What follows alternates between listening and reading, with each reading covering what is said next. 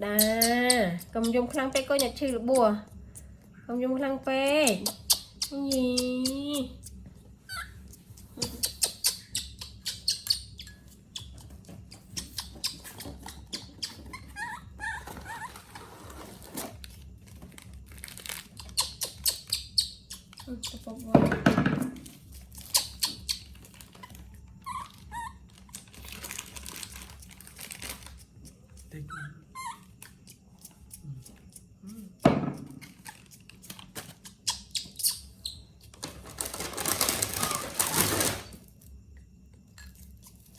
นี่ก็โรยทองกระบา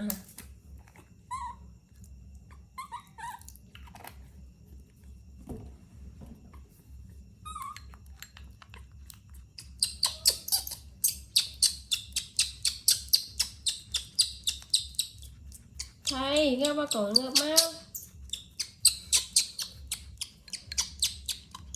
โอ้ตรงทะเลนั่นก็ไปทำตะกบ้างนั่นนะ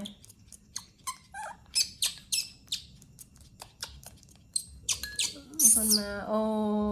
ช่วยจ่าแต่ก็เงือบบรูดโอ้เงือบบรูดก่อนแน่น่าตาคำสาดนายยัง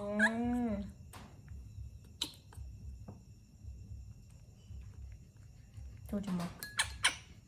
ก่อนมาชุดอันไม่โจจะมาลองทำไม่โจจะมา